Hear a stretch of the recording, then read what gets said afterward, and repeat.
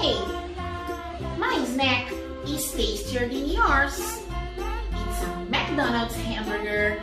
I don't care, cause mine is healthier. It's my mother's hamburger. Turn down for what?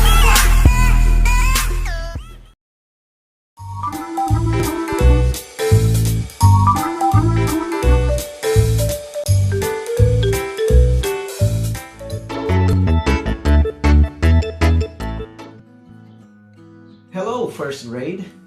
Let's continue our studies on brochure number 2. Now I invite you to open your brochure on page 13, Simple Present.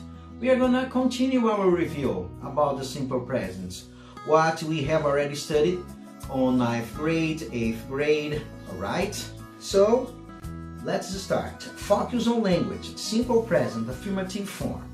So, então estudando o simple present, né? Continuando a nossa revisão do que nós estudamos no ensino fundamental, nono, sétimo ano. Nós temos aqui na revisão algumas frases para nós relembrarmos algumas regrinhas envolvendo o simple present. Simple present affirmative form. The following sentences are about sports. Read them and check the option that best completes each statement. Então aqui nós temos 4 frases. E nessas 4 frases, né, no presente simples, com o verbo play, se vocês observarem, tem algumas regrinhas, né? Terceira pessoa do singular, acrescento S, o uso dos advérbios, never, often, usually, sometimes, são muito comuns no simple present. E ao lado nós temos 3 perguntas, e nessas 3 perguntas envolvendo sempre as 4 frases, certo? Aí vocês vão assinalar a que responde corretamente sobre os 4 exemplos ali, certo? So, this is number 1. On number 2, you are going to complete the following paragraph with the words from in the box. Então aqui nós temos as palavrinhas que vocês vão completar a introdução com as palavras que aparecem ali na lista. For example, we use the simple present to talk about facts and things that are generally true. Então ali no primeiro espaço vai simple present.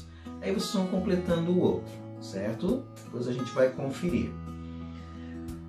Na sequência nós temos no Pay Attention um resumozinho sobre as regrinhas usadas, principalmente na terceira pessoa do singular, com os verbos de ação, né? Ó, most verbs take an S.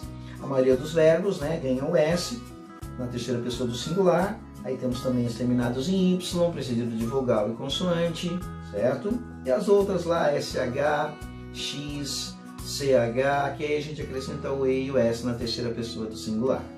Right? So, this is page 13. Now, page 14. On page 14, we have exercise number 3.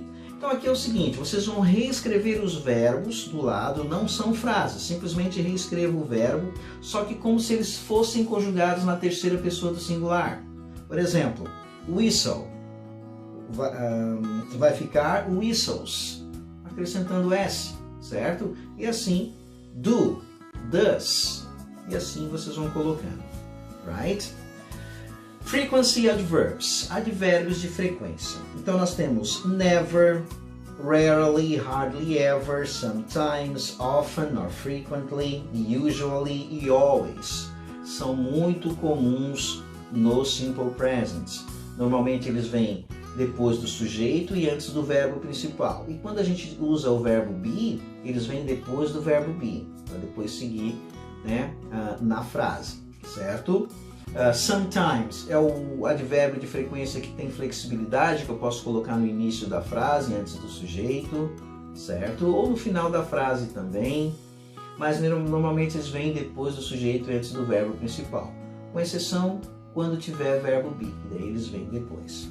Então nós temos aqui na sequência alguns advérbios, né, com os exemplos ali, every day, twice a week, every day, todo dia.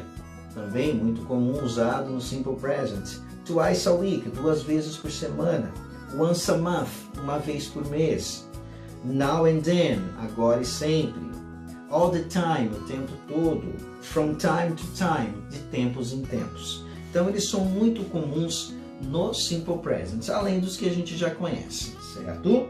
Aí depois nós temos alguns exemplos ali, ó. Julia is never late for volleyball practice. Então observe que aqui, ó, o never é usado depois do verbo be. Então por isso ele é usado, né? Ele sempre, os advérbios de frequência vão ser usados depois de verbo quando for verbo be. Ó, já na segunda frase ele já vem depois do sujeito, ó. Marcus always warms up before playing soccer. Ó, Marcos sempre, né, se aquece antes de jogar futebol. Então nós temos exemplos, depois nós temos o pay attention com a expressão hardly ever, que funciona como se fosse uma só, tá? Sempre juntos. Tá, exemplo, I hardly ever see him at school. Eu, raramente, dificilmente o vejo na escola. Então observe, eu posso usar o hardly ever, né, também, e tem as mesmas regrinhas dos outros advérbios de frequência. So, page 15. On page 15, we have exercise number 4, o uso do play, do go e do do, que a gente viu na outra vídeo aula. Então eu queria que vocês observassem e colocassem, antes de cricket, é play, go, do, qual verbo que vai? Antes de biking, play, go, do, aí você coloca ali o verbo certinho. No número 5, você vai completar com os verbos que estão entre parênteses, sempre observando, né, terceira pessoa do singular, a regrinha. Number 6, rewrite the following sentences using the frequency adverbs, em parênteses. Aqui você reescreve a frase usando o advérbio de frequência, que aparece entre parênteses, ok? E para finalizar, answer the questions below using frequency adverbs. Então vocês vão responder as perguntas abaixo usando os advérbios de frequência. How often do you have physical education classes? Com que frequência você tem aula de educação física? I never have physical education classes. I often have physical education classes. Ou seja, você vai usar ali o advérbio de frequência. I sometimes have physical education classes. Você usa o advérbio de frequência, ok? So, this is the end of our video lesson of today. Okay, goodbye, see you there.